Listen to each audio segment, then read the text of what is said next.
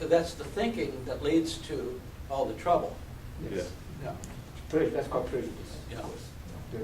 The root cause of all the evils is prejudice, and prejudice is the first obstacle to justice, because if you have preconceived notions, you cannot be just. So prejudice and justice are very closely linked. And that's- Prejudice comes about because of unfamiliarity. Yeah. If you get to know the other person, that's one you reason. then have, you learn just how that they will act and carry on, and you will also find yourself being treated as perhaps you would like to be treated. In fact, you can even extend that and say, try not to do unto others those things that you would not want to have done to you.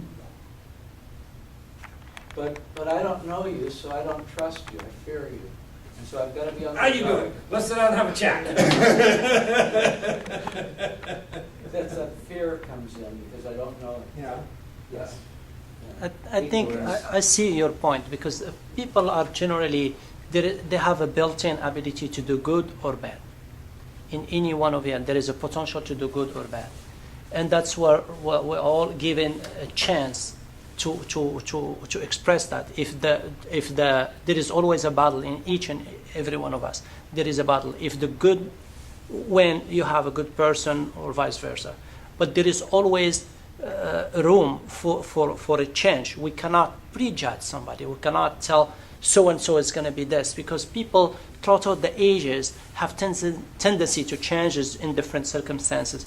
That's what all this life, or all the tests that we go through, all these experiences that we go through, each and every one of us go through different experiences, go through different circumstances and stuff like that. That's what make different individuals. And I remember something that the purpose for us being created diverse, it serves a purpose. Because we see that diversity not only in human being, in everything that God created. You see, for example, apples, different kind of apples, different colors of apples, and so forth and so forth. Trees, different colors, and so forth and so forth. If everybody look the same way I do, or think the same way I do, it will be a boring world. So therefore, that diversity is something to celebrate. And we have to always think good of others and give them room, and put ourselves into their shoes and try to understand it from a different perspective, rather than judge us, oh, this is different than something to negate. In many of our cultural traditions, many of us are indoctrinated with prejudices. I mean, Correct. it's us and it's them. And of course, they are wrong, and we have to teach them what's right, because we know better. Well, one way it's rationalized is through the notion of scarcity. If I operate under the assumption that there's not enough, then I can rationalize perhaps being prejudiced. I can go and take as many diamonds as I can from where diamonds are. I can go in and even take people and take them places and use them as my own personal chatter, because there's not enough for everybody. So that's how we make excuses sometimes for being prejudiced.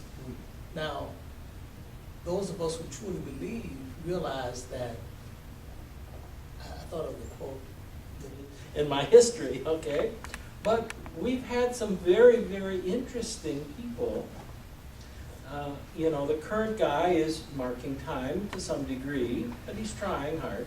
But Pope John Paul, or creature or animal, I'm going to go, I'm going to learn, I'm going to try to do my best to learn the scripture for what it's worth, and whatever faith you're in.